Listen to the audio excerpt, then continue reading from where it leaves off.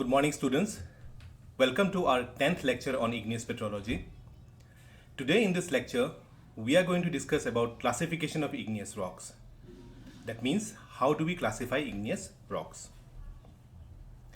The igneous rocks could be broadly classified into four different ways. One is we can classify igneous rocks based on its genesis or its origin. We could classify igneous rocks based on the textures also, like what are the mutual relations of mineral grains. The igneous rocks could be classified based on composition.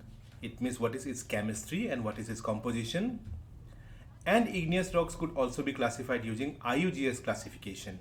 IUGS classification mostly depends on either its mineralogy or grain size or the size of the materials.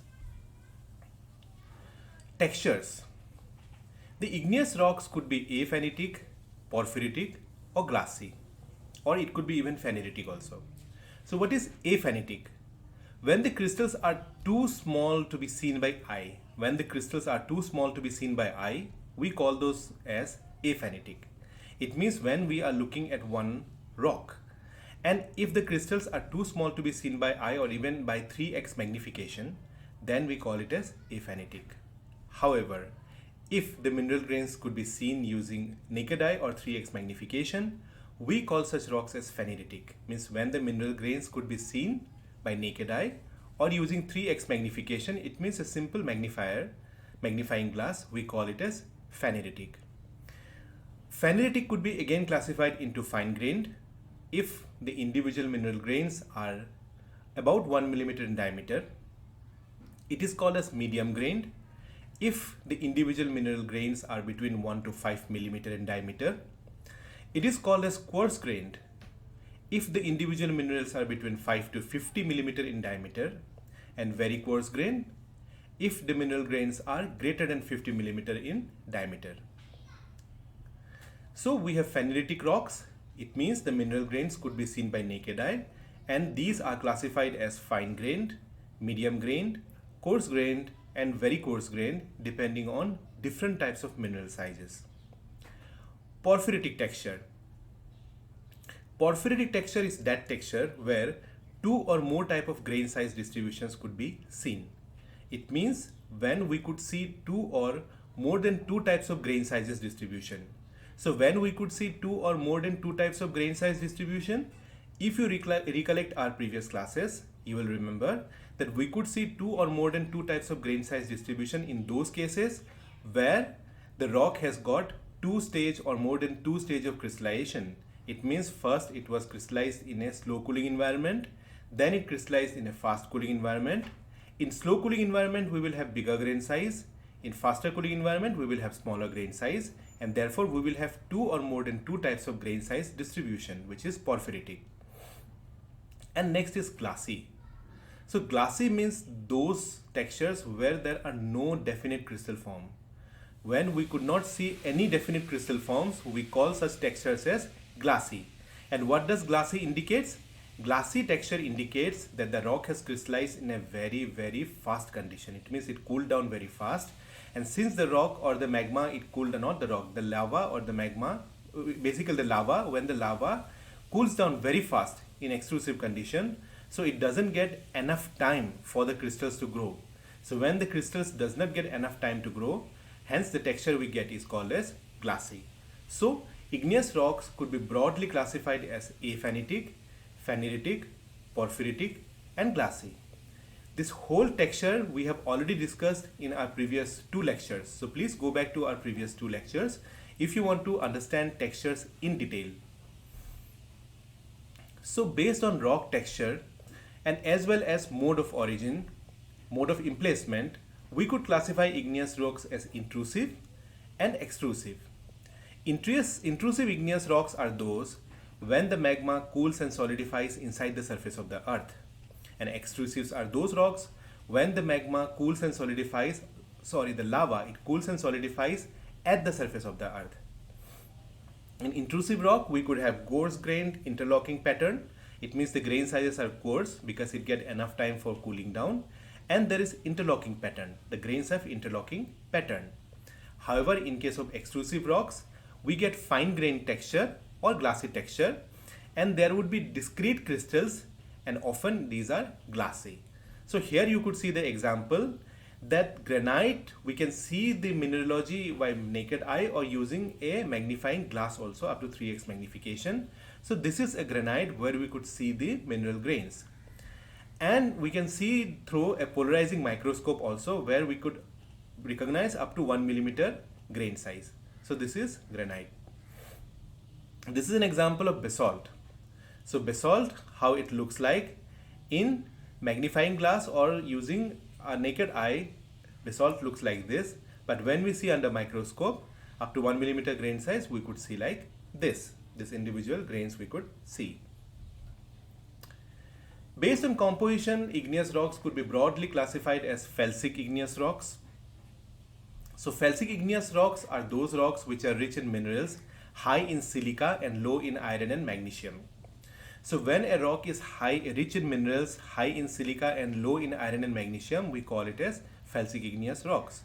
If you remember Bowen's reaction series, you will realize that when a rock has got more minerals towards the lower temperature side, it means quartz, muscovite, biotite and sodium rich plagioclase, okay, orthoclase, and then we call it as felsic igneous rocks. There are two examples. The first example is granite, which is intrusive in nature. It means it is deep-seated. Another is rhyolite, which is extrusive in nature, or it cools down at the surface of the earth. Mafic igneous rocks. Igneous rocks rich in minerals, which are low in silica and high in iron and magnesium, are called as mafic igneous rocks. So those igneous rocks which are poor in silica and high in iron and magnesium are called as mafic igneous rocks. And how we could get mafic igneous rocks? When a basaltic magma or any magma cools at higher temperature. So when it cools at higher temperature, according to Bowen's reaction series, it will be enriched in those minerals which are rich in iron and magnesium. It means if we are looking at discontinuous reaction series, then we would get olivine, pyroxene, and maybe up to certain extent amphibole, but mostly olivine and pyroxene. And on the continuous reaction series, we will get calcium rich plagioclase. It means the plagioclase will be richer in calcium. So there are two examples. One is gabbro. Gabbro is intrusive igneous rock and which is mafic in character, and basalt, which is extrusive igneous rocks, and it is also mafic in character. The abundance of basalt is mostly in ocean floor and especially along the mid-oceanic ridge or divergent oceanic ridges. Intermediate igneous rocks. The igneous rocks which are in between felsic and mafic are called as intermediate igneous rocks, and they are intermediate in composition. It means they will have both felsic as well as mafic constituents of mineral or mineral constituents. The intermediate igneous rocks could be classified into granodiorite or dacite and diorite or andesite. So these are the group of rocks which are intermediate in composition. So you could see these two rocks. One is your granodiorite rock, which is plutonic in origin, and diorite rock, which is volcanic in origin. Ultramafic igneous rocks. Sometimes we also get ultramafic igneous rocks. Rather, ultramafic igneous rocks shows its derivation from mantle because it resembles mantle composition. So igneous rocks with very low silica content consisting dominantly of mafic minerals are called as ultramafic rocks, and ultramafic rocks are derived from mantle. An ideal example of ultramafic igneous rocks is peridotite. So peridotite is an ideal example of ultramafic rock. So let's see composition one by one. The first section is of granite. This is a thin section of granite. In thin section of granite, you could see the quartz. These are quartz grain which are white in color. Then we could see orthoclase, which are flesh-like. Okay, it's like meat or it's like flesh. So we could see orthoclase. Biotites are flaky and black in color, and plagioclase are bright in color. So there will be abundance of quartz, orthoclase, some amount of biotite, and some amount of plagioclase also. And these plagioclase are richer in sodium. Next is granodiorite, which is intermediate in composition. Granodiorite rocks have predominantly quartz. It will have amphibole and plagioclase. So the dominant minerals in granodiorite are quartz, amphibole group of mineral and plagioclase minerals. Again, if we look further, diorite, which is also intermediate rock, so diorite will have plagioclase and amphibole only. So you will get both plagioclase as well as amphibole, and these are intermediate in composition. The mafic compositions are gabbroic rock, and gabbroic rock consists of plagioclase, which are calcium rich, and pyroxene group of mineral. So in discontinuous series we will have pyroxene group of mineral. In continuous series we will have calcium rich plagioclase. And finally the ultramafic rocks or the mantle rocks. So the ultramafic rock like peridotite is very rich in either pyroxene and or olivine. So peridotite contains pyroxene and olivine. If we look at the properties based on the composition, it means between felsic, intermediate and mafic.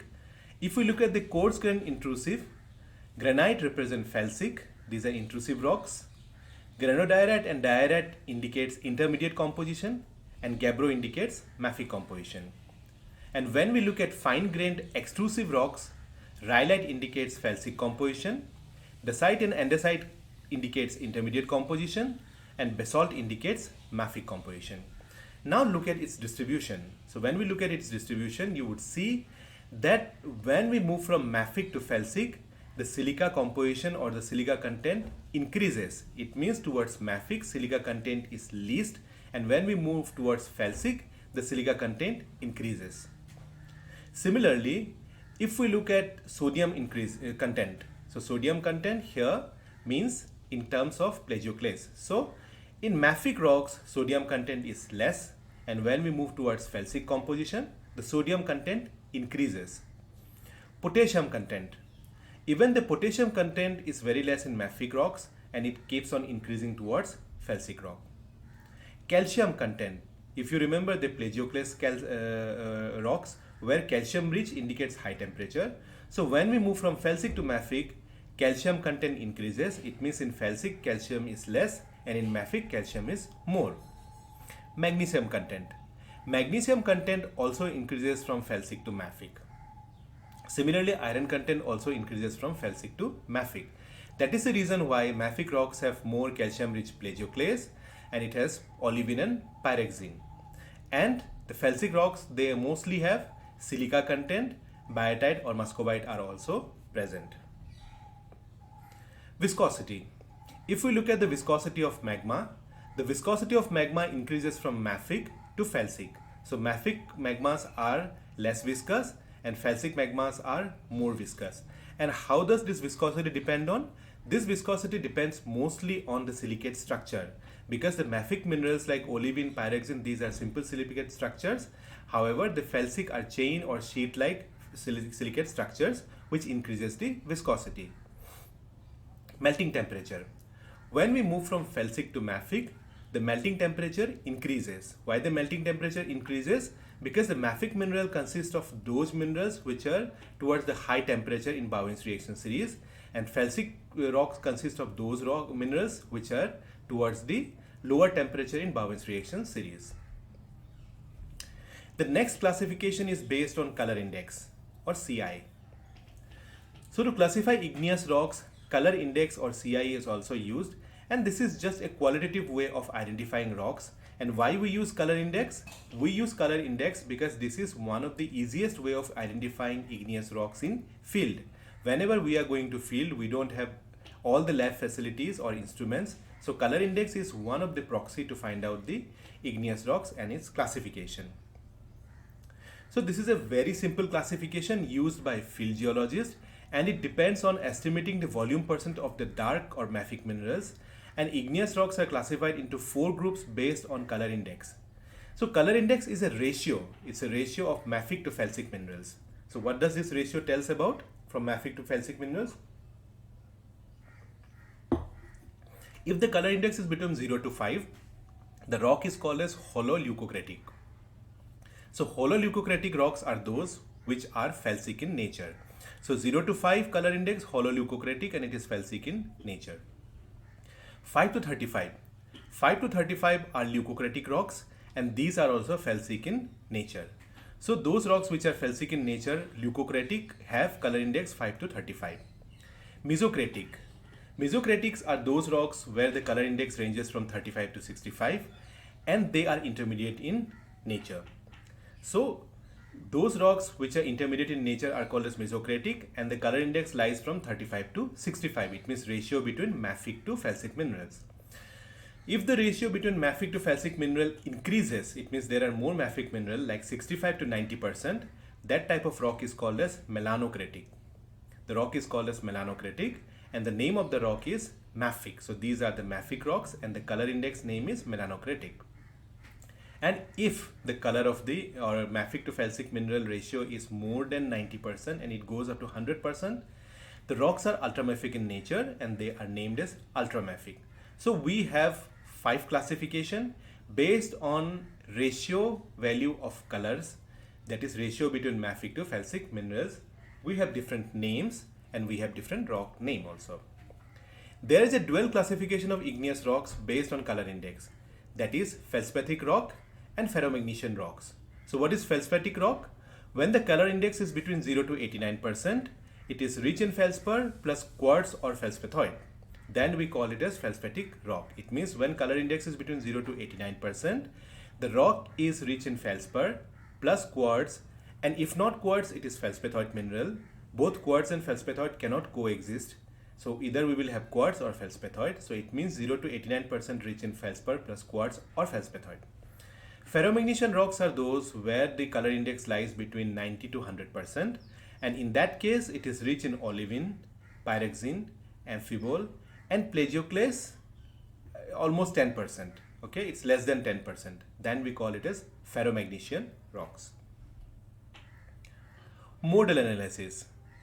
So once we know about the mineralogy, if the mineralogy can be deciphered both in field using hand specimen or hand sampling, using even pocket lens also up to 3x magnification, or else if we are using thin sections also, we can do modal analysis. So let's understand what is modal analysis. Mode. The mode is composition of a rock expressed in terms of relative amounts of mineral present in volume percentage.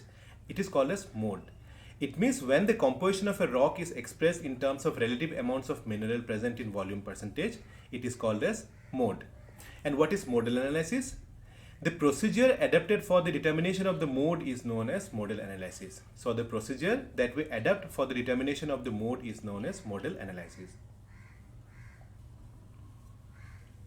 For modal analysis, the relative area occupied by the individual mineral species is estimated on a thin section or hand specimen of the rock, and then it is related to the relative volume percentage. So it means the area is converted to volume percentage. How? A relative area is identified which represents that whole rock in one or other way, and that area is analyzed, that what is the distribution of different type of minerals, and then similarly taking different sections all along the rock or in thin section, it is determined that that area represents the whole volume. It is converted to whole volume, and that's how modal analysis is done. So what is the limitation?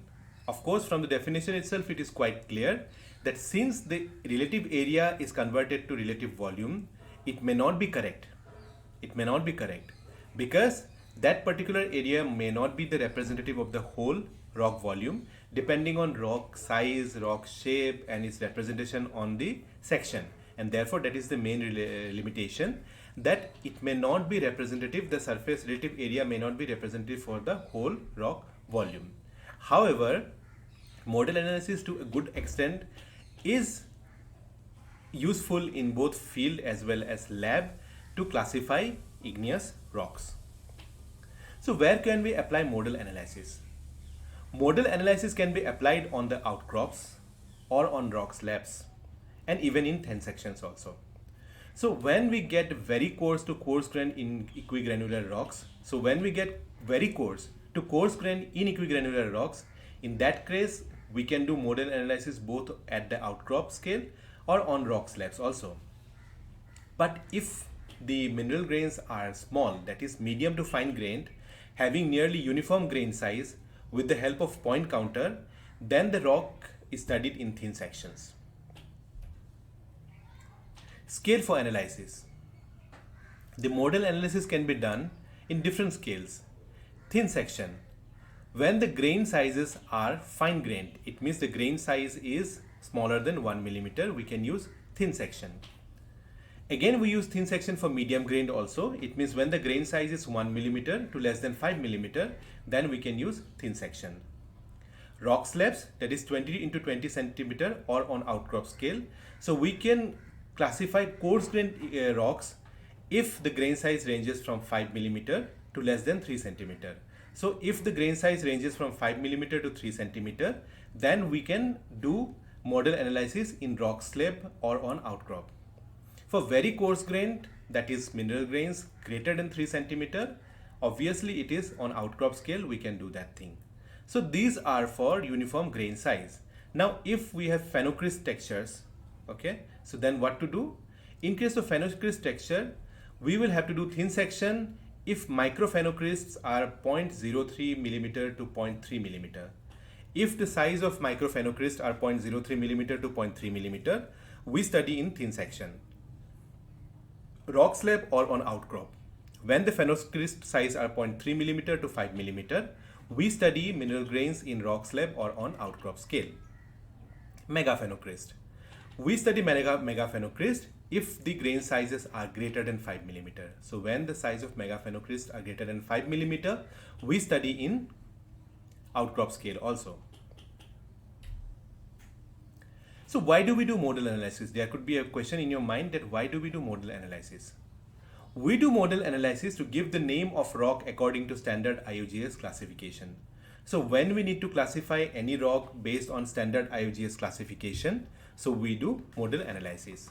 So, and what we do for that purpose, model analysis can be done on rock slab or in thin sections. It means we can do model analysis both in rock slab or in thin sections, and maybe in rock outcrop also, as well as we can do it in hand samples also. Rock slabs. So when the minerals can be identified by naked eye, in that case, when it could be identified by naked eye, we do it in rock slab. And when the grain size are so small that it cannot be identified by naked eyes, we need to do it in thin section. Any rock which is an assemblage of different mineral phases, and inhomogeneity in a rock is due to its mineralogy, difference in grain size of different constituent minerals, texture of the rock, and structure of the rock, if any.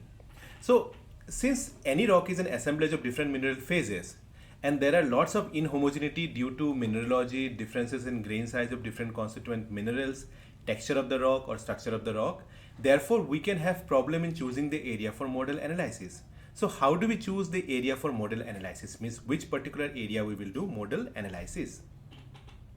So selection of area for model analysis. Selection of area based on model analysis depends on the grain size, texture, and structure.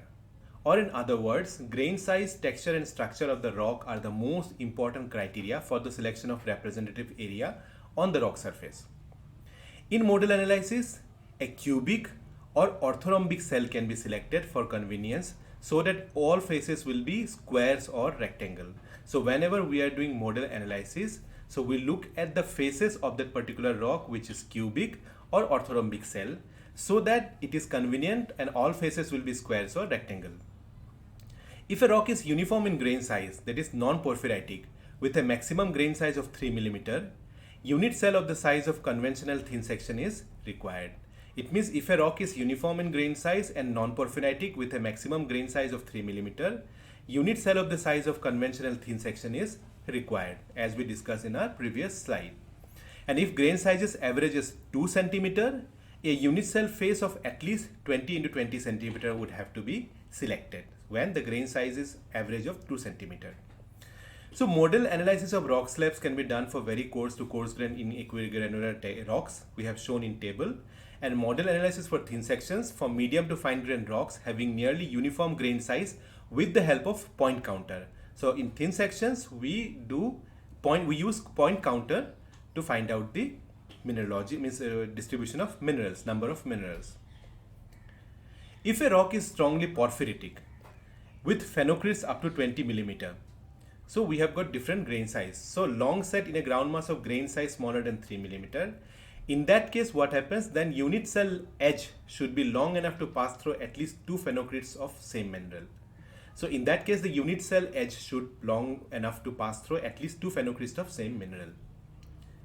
In rocks that are foliated and banded, faces selected at right angles to the foliation are suitable for determining model analysis. It means when we are doing analysis or doing model analysis, for those rocks which are foliated and banded, the faces are selected at right angle to the foliation, which are suitable for determining model analysis.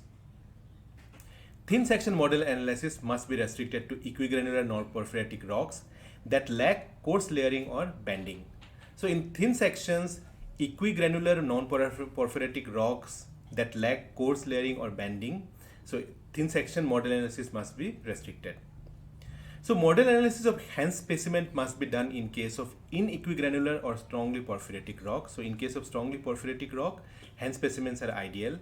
Rock having at least 4 mineral components of inequal abundance, in that case also Hans specimen is ideal. And strongly foliated or lineated rocks also, Hans specimens are ideal. So in Hans specimen, it should be ideal cases are inequigranular to strongly porphyritic, rock having at least 4 mineral component of inequal abundance, and strongly foliated or lineated rock. And thin sections we do when we have equigranular non-porphyritic rocks that lack coarse layering or banding. So you could find out the difference between these two in thin section and in Hans specimen. So this particular illustration shows how we choose the thin sections along which to do model analysis. This is an equigranular rock. In equigranular rock with uniform distribution of minerals, so we can take a cube here. So this one area, this one face, and this one face is, if we take this 3 face, then we can do model analysis and we will get a good distribution of minerals. In case of inequigranular with non-uniform distribution of minerals, again we need to take these 3 directions. Why? In these 3 directions, orientation of the mineral will be different, and it is possible to get the best face of all the minerals, and distribution will be normalized. It will be normalized. Foliated rock with mineral lineation. So when we do foliated rock with mineral lineation, either we can take these 3 corners, or we can take 3 centers also, like this center, and this center, because in these 3 centers, sigma 1, sigma 2, sigma 3 has different influences, and because of that the alignment of mineral grains will be different. So what are the most important factors for selection of representative area of the rock surface for model analysis? For model analysis, the most important factor for the selection of representative area of the rock surface are grain size, texture, and structure. So whenever any face is selected, 3 criteria are decided. One is grain size, texture, and structure. In foliated and banded rocks, faces right angle to the foliation are suitable, and at the same time equal justice should be given to both segregated bands. So model analysis of rock slabs. How we do model analysis of rock slab? First of all, the face of the rock which is need to be analyzed, we have discussed in previous slide how we choose the face of the rock. So the face of the rock which is supposed to be analyzed is ground and finished with a 600 mesh alumina. So we use 600 mesh alumina to ground and finish off the face of the rock. The face is cleaned and dried surface is then stained for minerals present, and the model area is outlined. It means that particular face is cleaned and dried surface is then stained for minerals present, and the model area is outlined. Phenocrysts are greater than 3 mm long and are outlined and traced on a tracing paper. So using a tracing paper, the phenocrysts which are greater than 3 mm long are outlined and traced. Transparent graph sheet is laid over the tracing paper and points of intersections are counted. So now in tracing paper, a transparent graph sheet is laid over. So when we lay over a transparent graph sheet, so what will happen? We can count the points of intersection of different minerals. When we can count the points of intersection of different minerals, so we get the abundance of different minerals in that particular tracing sheet. If x is the total number of counts for any one component and n is the total points counted, then x in terms of a modal percentage equals 100 x by n. So how we can convert this into modal percentage? If we have two minerals like x and n, then the percentage of x is 100 x by n. If there are three components x, y and z, then how we compare? 100 x by x plus y plus z. If the model area has 10 into 8 centimeter and the graph paper had division at every 5 millimeter interval, a total of 357 points would be counted. So when we have a model area of 10 into 8 centimeter and we lay over a graph paper with 5 millimeter interval, so we could get 357 points. Modal analysis of thin section. Modal analysis of thin section is carried out by the same principle with automatic point counter. So we could use automatic point counter to count the modal analysis of thin section. For that, we use stained and covered thin section is positioned in the stage of a polarizing microscope. So as we prepare the thin section, the stained and covered thin section is positioned in the stage of a polarizing microscope. So when we position it in the stage of a polarizing microscope, 10x objective is best suited for routine work. So generally we use 10x objective or magnification. The stage is locked so that east-west translation of the stage unit is along the east-west cross section. So we need to lock the stage so that the east-west translation of the stage unit is along the east-west cross section. You might have done your thin section analysis in mineralogy also, so you know all about the polarizing microscope, how it works, how to lock the stage, what is 10x magnification, what are different magnifications, what is plane polarizing light. So all these I presume you know already. The minerals to be counted are assigned to a particular number on the point counter. So a point counter is used and then a number is given from 1 to 10. So any number is assigned to a particular mineral, and then if that mineral is encountered in any mesh in the intersection, then that particular number is pressed. So the grain under the cross wire is identified and counted by the counter by pressing the designated button. So in the cross wire, when a particular mineral comes, so what we do, we press the designated button. Thus by process, total 1000 to 2000 points are counted. So in point counter, 1000 to 2000 points are counted. The final reading in each mineral counter is noted and are converted into percentage. So finally, whatever readings are received or whatever readings we get from the point counter, these are noted down and these are converted into percentages. So how we get converted to percentages, I already told you. So you could see in this thin section, all the intersections are counted, that what type of minerals are encountered in that particular intersection. This is the point counter and you could see different numbers. So these numbers are assigned to different minerals. For example, 1 could be assigned to quartz, 2 could be assigned to alkali feldspar, 3 could be assigned to some mafic mineral. So like that you can assign different numbers to different mineralogy up to your convenience. If n equal total points, x, y, z equal to points of particular mineral, so modal percentage of x equal to x by n. Okay. So x by n into 100. So that is what gives the modal percentage of x. And similarly, we can find out modal percentage of y and z. N here is x plus y plus z. Plotting of modal percentage. Once we get percentage of x, y and z, we can use this triangular diagram.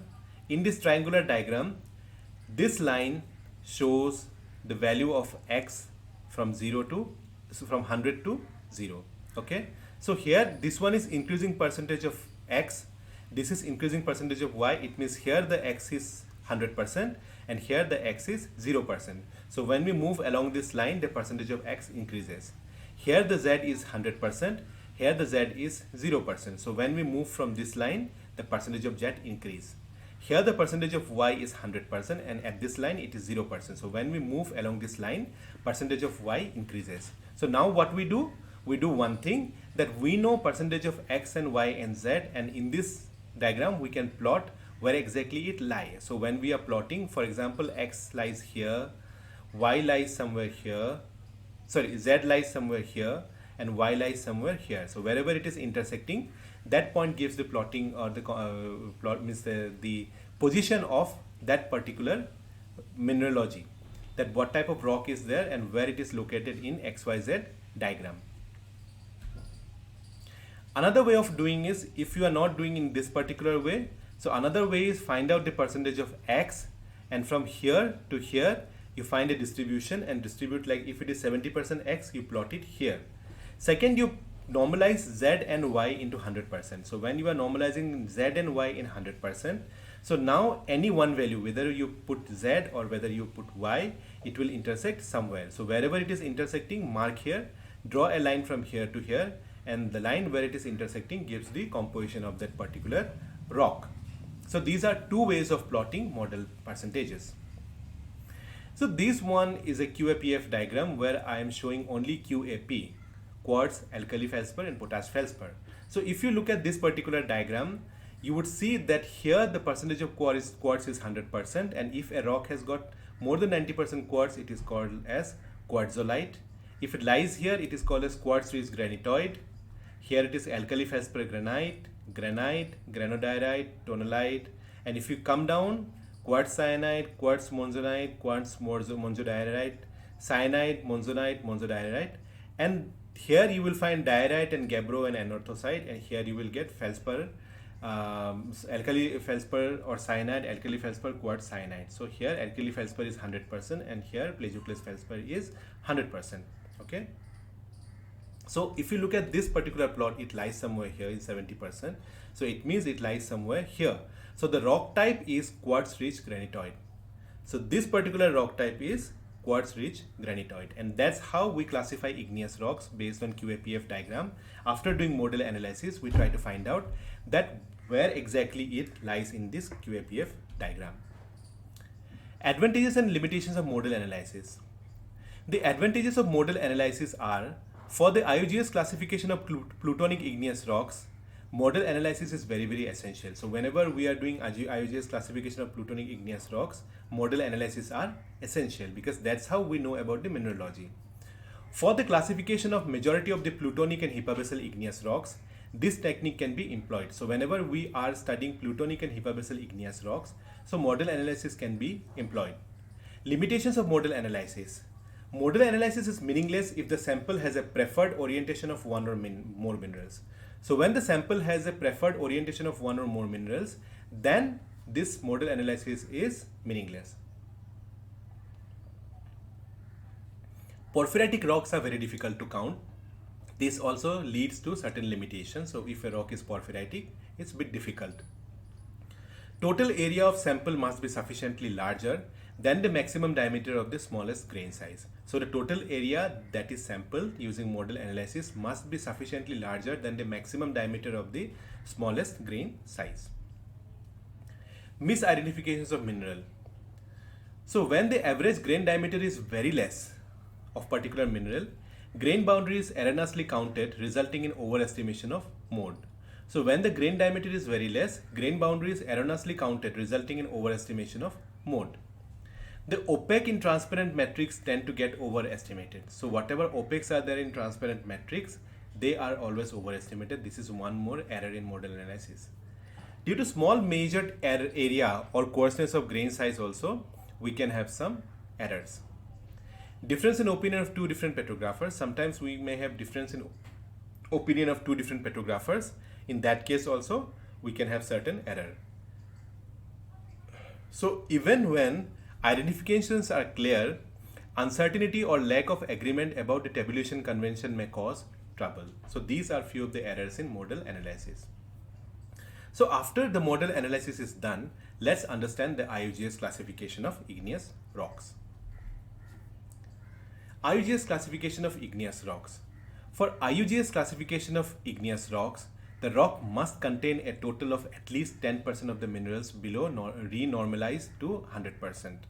So when the composition of a rock is at least 10% of quartz, alkali feldspar, plagioclase feldspar, and or feldspathoid, means either quartz or feldspathoid. So in that case, if it is at least 10%, then we can do IUGS classification, and the minerals are renormalized to 100%. All the minerals are renormalized to 100%. And IUGS classification is done It's a mineralogical classification. Why it is mineralogical classification? Because classification is based on mineralogy. If you look at this particular diagram, there are two triangles inverted to each other. The first diagram is QAP and second is FAP. Why it is so? Because quartz and felspathoid minerals cannot coexist together. Since the quartz and felspathoid cannot coexist together, in a rock either we will get quartz or we will get felspathoid.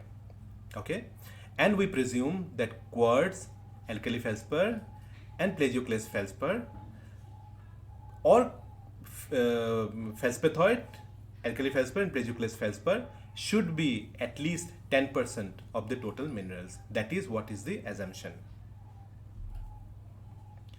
So how do we classify? First we determine the mode, and how we determine mode I have already discussed.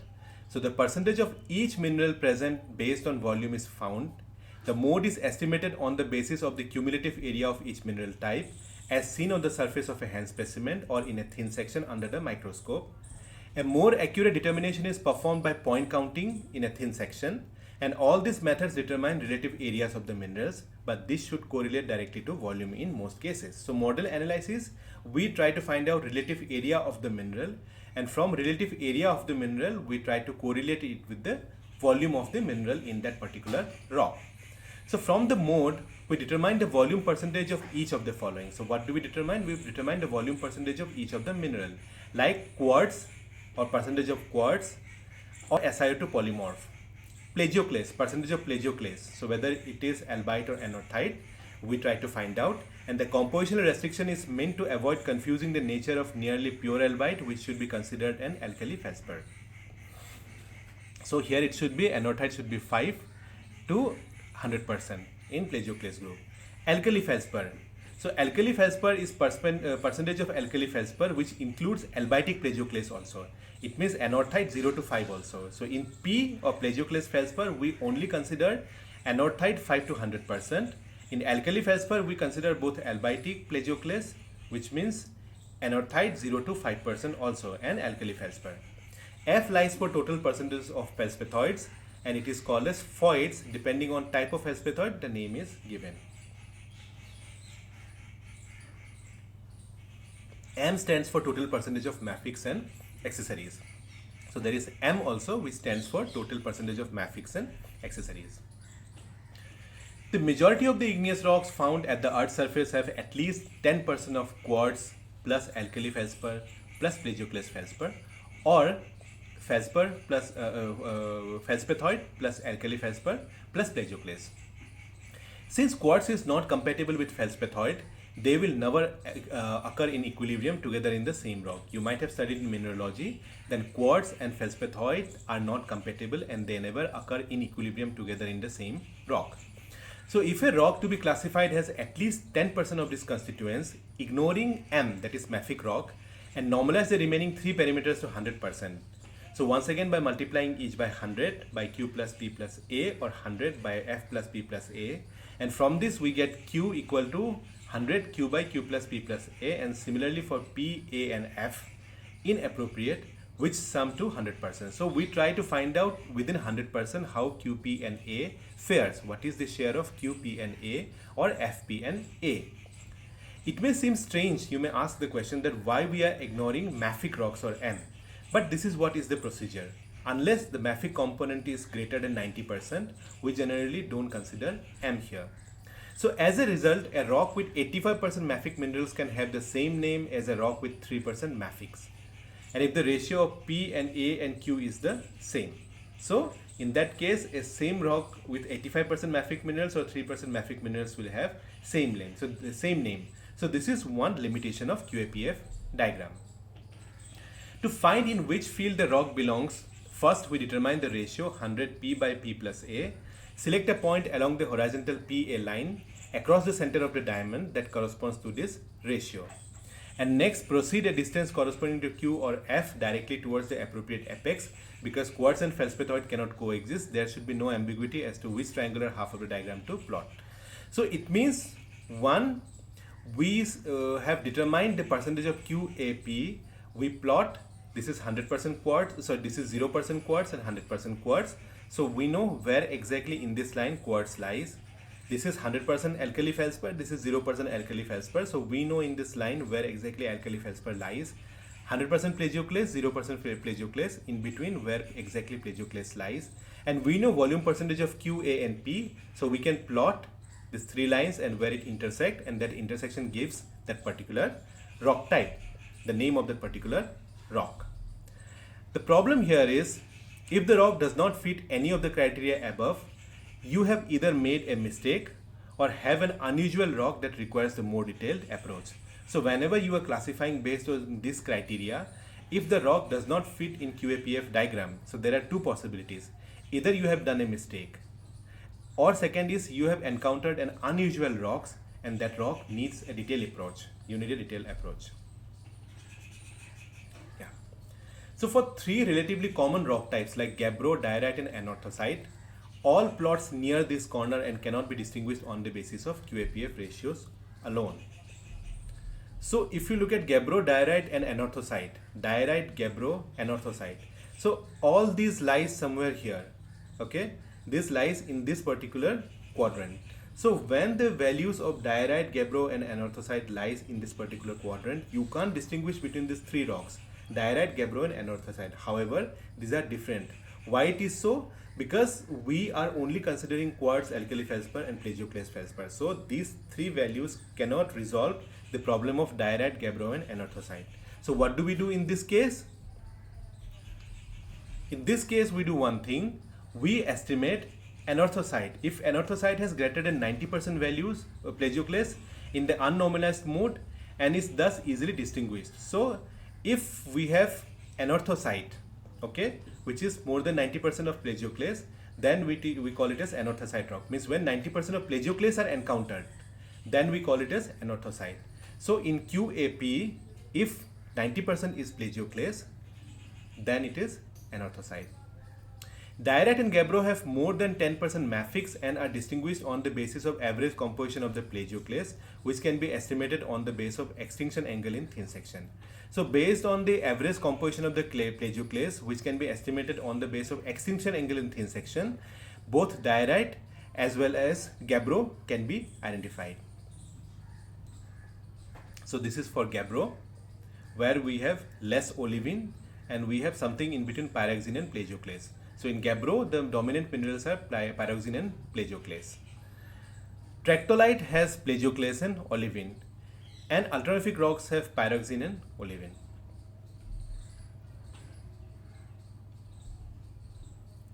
The plagioclase in gabbros is defined as more anorthite rich than anorthite 50. So in gabbro, it is presumed that the plagioclase are more than 50% anorthite. Okay, anorthite should be more than 50% in the solute solution. So if anorthite is more than 50%, in that case, we presume that the rock is plagioclase.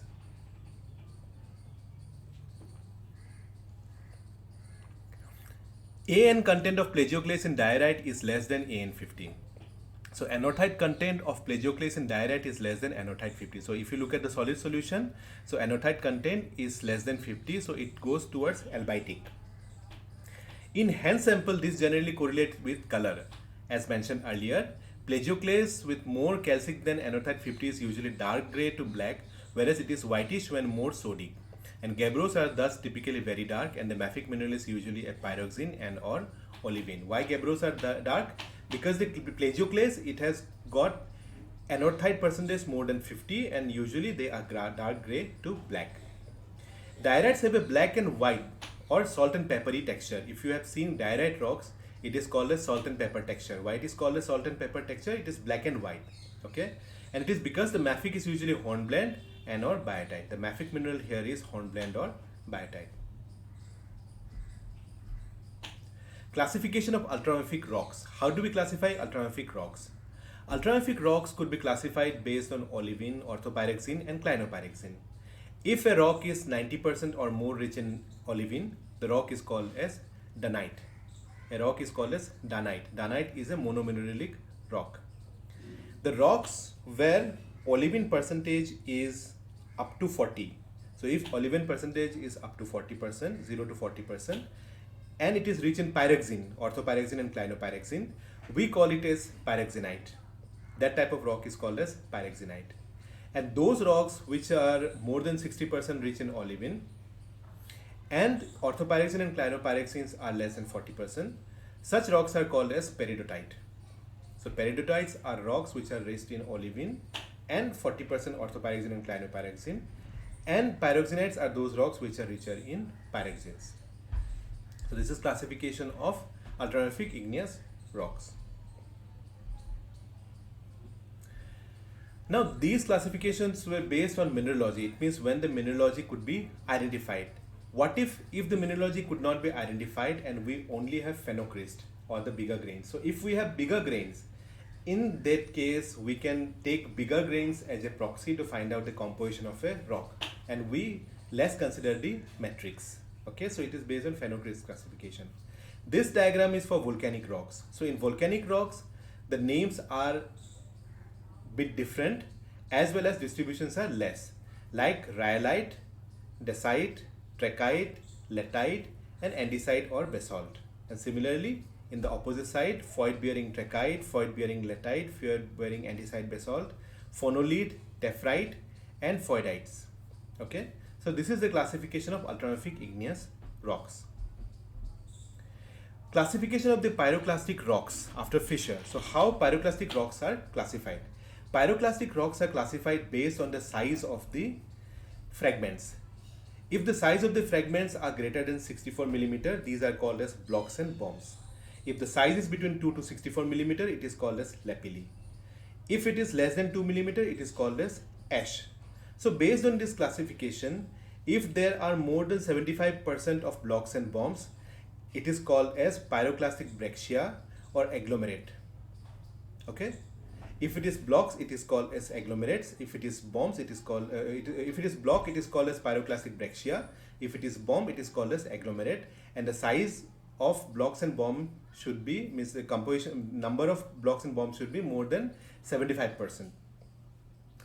If lapilli, which is between 2 to 64 millimeter, is majority up to 75%, then we call it as lapilli stone. If tuff or the ash content, which is less than 2 millimeter size, is 75%, we call it as tuff. In between we call it as lapilli tuff, and here we call it as tuff breccia. So this is classification of pyroclastic rocks depending on the size of the fragments, like whether we have bombs and blocks, lapilli and ash, where it is distributed and what are the names. Okay, so next is chemical classification. Till now we have studied about the mineralogical classification.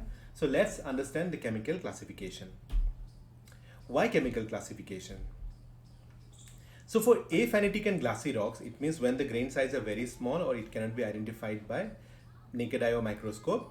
So classification based on whole rock chemistry is suitable, and mineralogy is based on possible, means mineralogy is determined. So for aphanetic and glassy rocks, the whole rock chemistry is more suitable and mineralogy is not possible. So we study the whole rock chemistry for aphanetic and glassy rocks. So what we do, we analyze the rock sample for whole rock chemistry based on major element which is greater than 1%, minor element which lies from 0.1 to 1%, and trace elements which is less than 0.1%, and rare earth element. So in that case, we look into major elements, minor elements, trace elements, and rare earth element. And when we look at all these elements, we find the whole rock chemistry. So based on that, we choose a suitable classification scheme and attempt a chemical characterization. So chemical characterization is attempted based on that. So primary classification based on SiO2 content, silica content. So based on silica content also, we can find out the classification of rock. How? If an igneous rock has more than 65% of silica, the rock is called as acidic rock and name is granite and rhyolite. If silica content is between 52 to 66%, it is intermediate rock, and these are andesite and dacite. If silica content is 45 to 52%, rocks are gabbro and basalt, and these are basic in composition. If it is greater than 45%, the rocks are dunite and comatite, and these are ultrabasic rocks.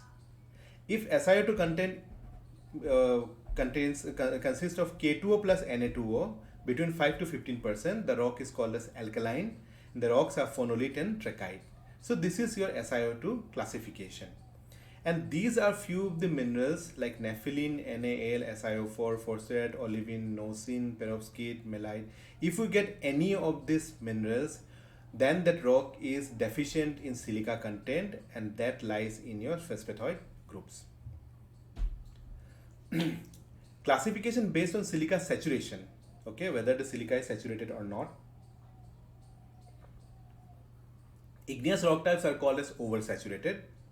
When we call it as oversaturated, when it contains free silica in the form of quartz. If a rock has got free silica in the form of quartz, it is called as oversaturated igneous rocks, and the rock type is granite. If any igneous rock has neither free silica nor have unsaturated rocks, minerals, in that case it is called as saturated rock, and the rock type is gabbro. So oversaturated are granite, where we have free silica in the form of quartz. Saturated are gabbro, where we have neither free silica nor have unsaturated mineral. Undersaturates are those rocks like nepheline, cyanite and dunite, which are deficient in silica and contain unsaturated minerals like phosphathoids and olivine. Alumina saturation, Al2O3 saturation. Why we do Al2O3 saturation? Because after silica, alumina is the second most abundant oxide which constitute igneous rocks. So after silica, alumina is the second most abundant oxide in igneous rocks. So how do we classify? Feldspars in general, the most abundant minerals that occur in igneous rocks. So feldspar is the most abundant mineral that occur in igneous rocks. Thus, the concept of alumina saturation is based on whether or not there is an excess or lack of aluminium to make up the feldspar.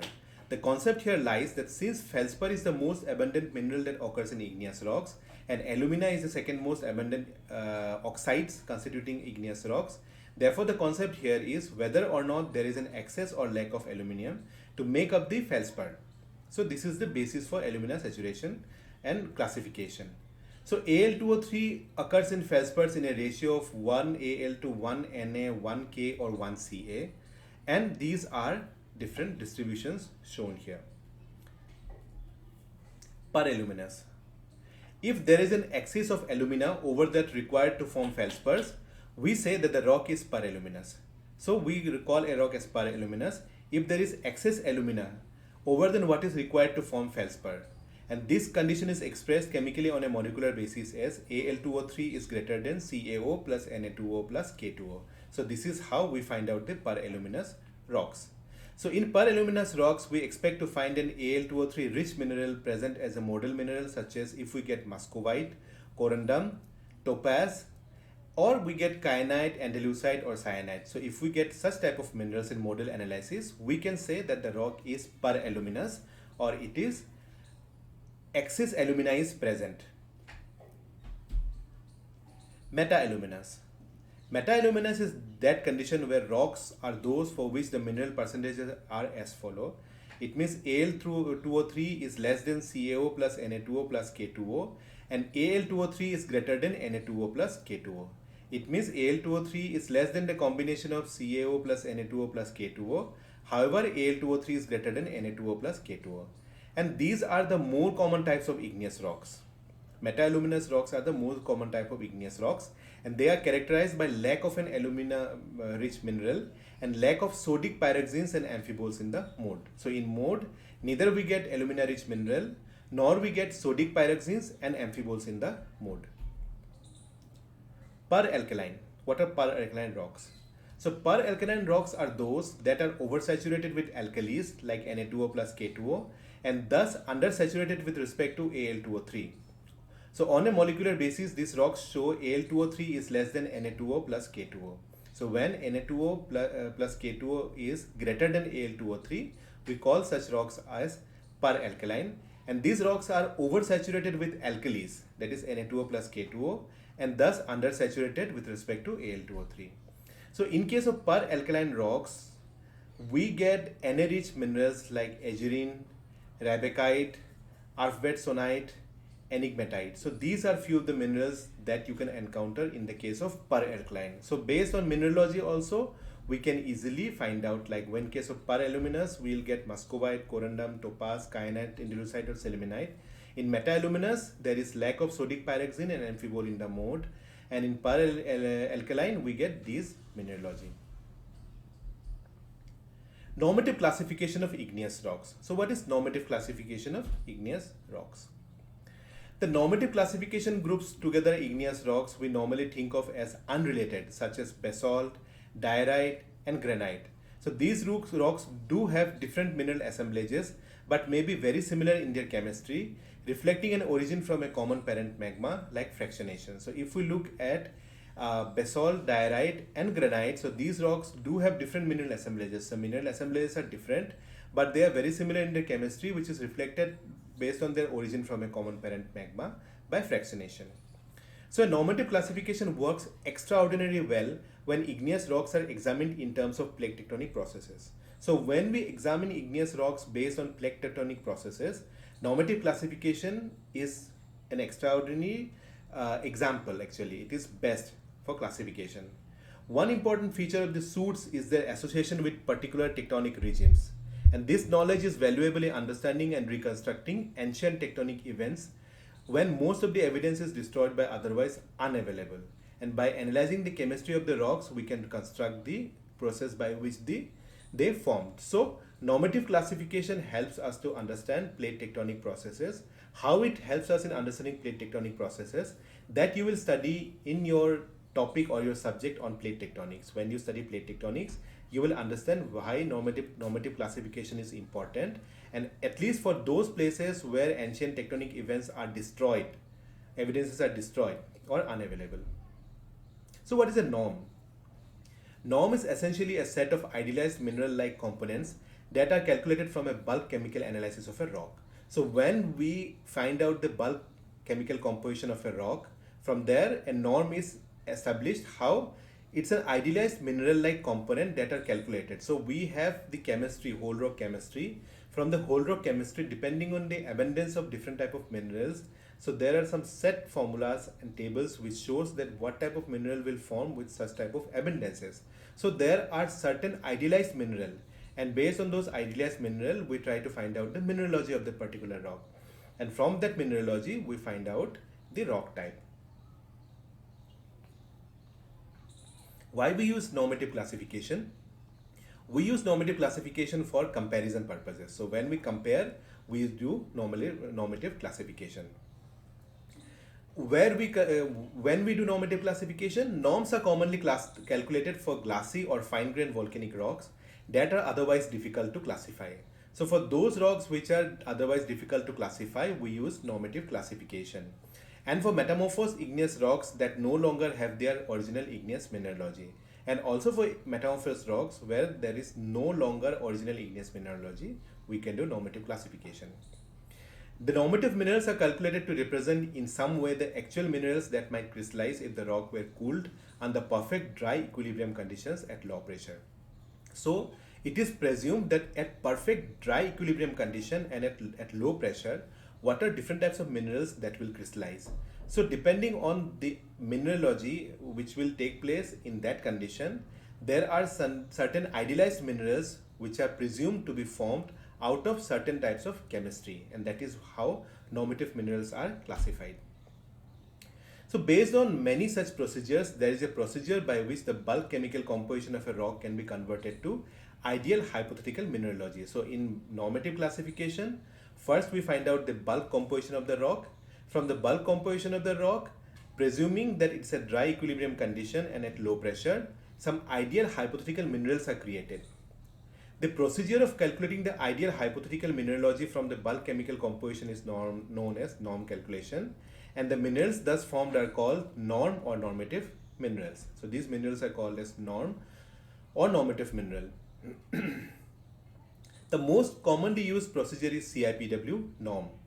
So the most commonly used procedure is called a CIPW norm, and CIPW norm name is derived from the scientist Cross, Eddings, Pearson. These three persons are petrologists, and Washington, who is a geochemist. So From these four people clubbed together, they worked on a certain problem and they developed the CIPW classification, where CIP lies for Cross, Eddings and Pearson, three petrologists, and W stands for Washington, who is a geochemist. The CIPW norm calculation recalculates the chemical composition of a rock into a set of hypothetical assemblage of water-free minerals. So this is hypothetical assemblage of water-free minerals. However, these calculations are based on the following assumptions, which are rarely true. So the assumptions are no hydroxyl bearing minerals exist in the rock that are calculated, which is rarely true, which is not true. Second, the norm is expressed in the form of end members and it does not take into account many types of solid solution. So in normative classification, the ideal mineralogy or hypothetical mineralogy are estimated based on the end members and not the solid solution. Pyroxenes and olivines are assumed to have the same FeMg ratio. So in case of pyroxenes and olivines, it is assumed that both have same Fe to Mg ratio. Normative minerals are always formed or calculated in the same order regardless of the composition of the rock or magma. It means normative minerals are always formed in the same order regardless of what is the composition of the magma or the rock. Advantages of calculating CIPW norm. The advantages are it is useful in classification for very fine grained to aphanetic rocks and glassy rocks where modal analysis is not possible. So when we can't do modal analysis because the rocks are very fine grained and they are aphanetic and glassy. So in that condition, normative classification or CIPW classification is ideal. It helps in geochemical characterization of rocks, both phaneritic and aphanetic. So both phaneritic and aphanetic types of rocks, in that case it helps in geochemical characterization of the rock. To test concept of degree of silica saturation of the parent magma in the absence of diagnostic feldspathoid spaces. So if we try to find out the degree of silica saturation of the parent magma in the absence of diagnostic feldspathoid species, this CIPW classification or norm can help. To know the character of parent magma for a rock series. So when we want to know the character of parent magma for a rock series, in that case CIPW norm is suitable. It is not suitable for altered rocks. If there are any altered rocks, then the CIPW normative classification should not be done. Constraints and disadvantages. So because of certain assumptions, CIPW normative mineralogy do not reflect true course of igneous differentiation seen in nature. So since there are lots of assumptions, therefore CIPW normative mineralogy, it does not reflect true course of igneous differentiation which could be seen in nature. How? Because no hydrous mineral like hornblende, biotite are formed in norm calculation. So norm calculation assume that there are no hydrous minerals like hornblende and biotite. Ferromagnesian minerals are assumed to be free of Al2O3. So all the ferromagnesian minerals are assumed to be free of Al2O3. Again, it's a problem. Several minerals are assumed to be incompatible. Thus, naphthalene and or olivine never appear with quartz in the norm. And not applicable in case of carbonatite, kimberlite, clan of rocks, etc. as fluid plays a major role in determining their final mineralogy. So CIPW norms cannot be used in rocks like carbonatite and kimberlite clan of rocks. Why? Because in these rocks, fluid plays a major role in determining their final mineralogy. So thank you so much for listening to the classification of igneous rocks. So we have discussed all the different schemes of classification of igneous rocks. Thanks.